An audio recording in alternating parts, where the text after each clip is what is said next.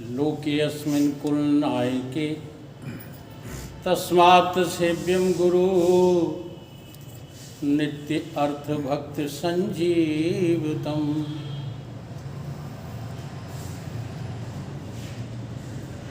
ब्रह्मचर्य वृत्ति स्वखंड धृति सुकृति सन्मार्ग किए जिन तय, प्रकृति से परे विकृति को हरे, संसति संताप कियो जिन क्षय, जगती में जितेंद्र करी जागृति, निर्मल सद्ज्ञान दियो निर्भय, श्रोता समाज सभी बोलो, श्री सतगुरुदेव भगवान की जय।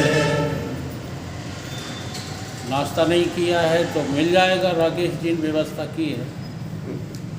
बोलो सतगुरुदेव भगवान की जय।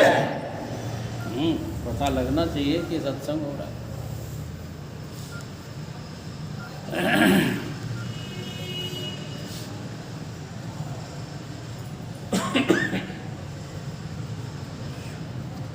सभी औपचारिकताओं को विराम देते हुए आप लोग थोड़ा वाणी को पवित्र कर लीजिए। हमारे बाबा को बहुत अच्छा लगता है। राम राघव रमैया तुम्हें वंदना, राम राघव रमैया तुम्हें वंदना, कृष्ण केशव कन्हैया तुम्हें वंदना, कृष्ण केशव कन्हैया तुम्हें वंदना, राम राघव रमैया तुम्हें वंदना, राम राघव रमैया तुम्हें वंदना, कृष्ण केशव कन्हैया तुम्हें वंदना, कृष्ण केशव कन्हैया तुम्हें वंदना, सब जगत के अधिष्ठान आधार तुम, सब जगत के अधिष्ठान आधार तुम, सब जगत के अधिष्ठान आधार तुम, सब जगत के अधिष्ठान आधार तुम, एक रस हो रहिया तुम्हें वंदना, एक रस हो रहिया तुम्हें वंदना।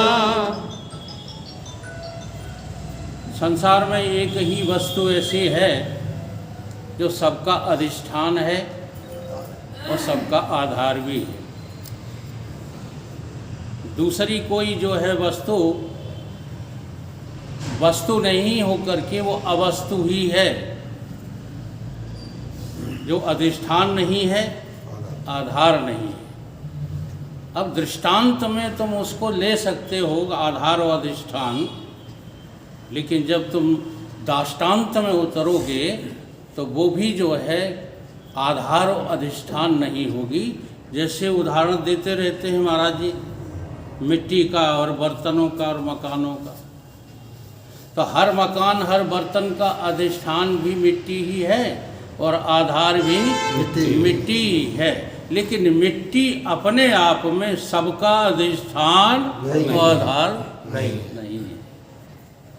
हमें उस तत्व तक पहुंचना है, उस वस्तु तक पहुंचना है जो वस्तु सबका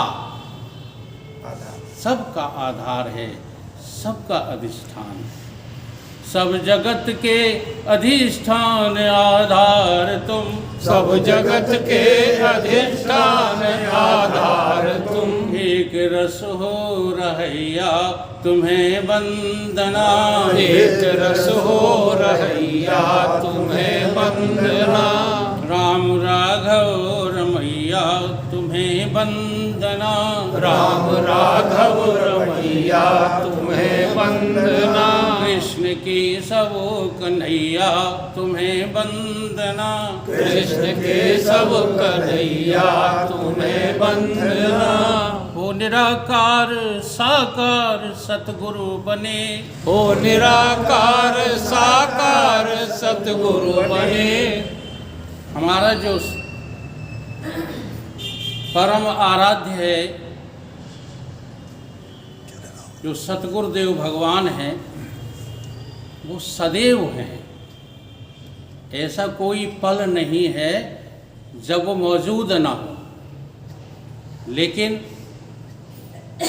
उस परम तत्व का बोध सबको न होने के कारण वही परम तत्व तो साकार रूप से, भौतिक रूप से यहाँ पर हमारी जो है व्यवहारिक सत्ता में वही तो मौजूद है गुरु के रूप में, कोई और थोड़ी है।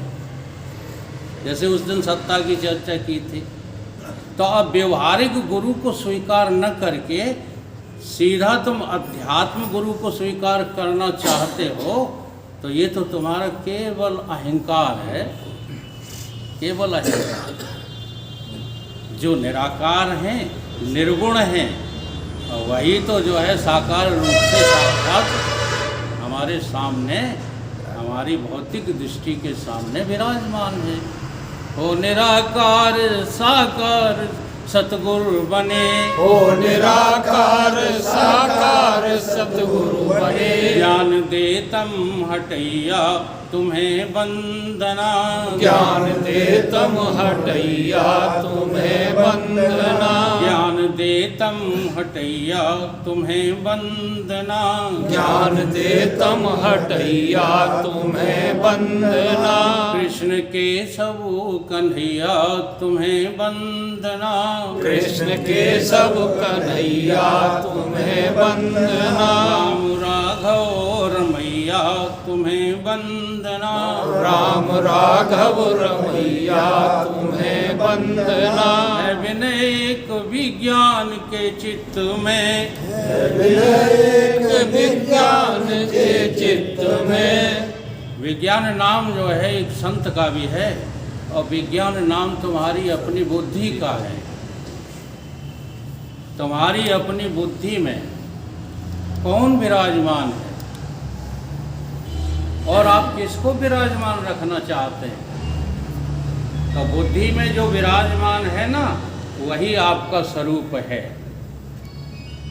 आपकी बुद्धि में यदि संसार का तनिक भी कुछ विराजमान है, तो सद्गुरु अभी आपकी बुद्धि में विराजमान नहीं है। विनय एक विज्ञान के चेत में है, विनय एक विज्ञान के चित्त में। प्रभु बसो हर समैया तुम्हें वंदना, प्रभु बसो हर समैया तुम्हें वंदना।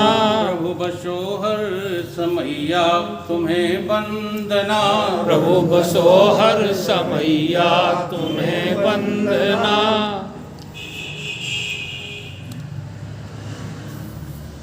अब जो है आदिगुरु शंकराचार्य का एक सूत्र लेते हैं, जिसके सहारे से जो है हमको थोड़ा सा आत्मचिंतन करना है। तो आदिगुरु शंकराचार्य ने कहा,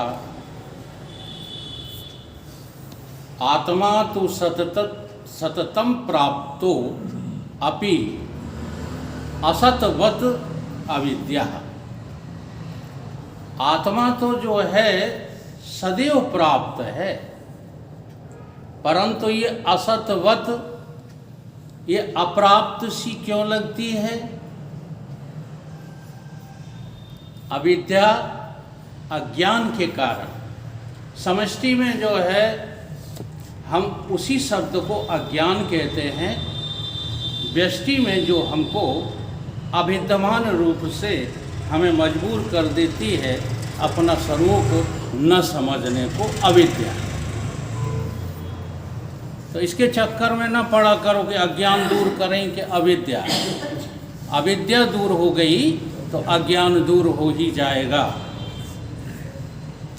इसलिए जो है सब संतों ने मिलकर के कहा है, गुरु नानक देव ने जी कहा, अंदर बाहर हरि का वासा ये गुरु ज्ञान बताई, पर जन नानक बिना पाचीन है। बाहर चाहे जितने भटकते रहना, बाहर से आप अज्ञान को दूर नहीं कर सकते हो। तो यहाँ पर आदि गुरु शंकराचार्य जी क्या कह रहे हैं कि जो सदैव प्राप्त है, सदा प्राप्त है, नित्य प्राप्त है, वो हमें अप्राप्त सा लगता है अविद्या की वजह से। तो कहीं क्या हो, तन नासे प्राप्त बत भांति, अगर इसका नाश कर लो, किसका?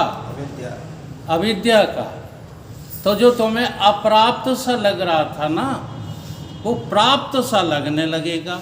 और दृष्टांत क्या दिया है?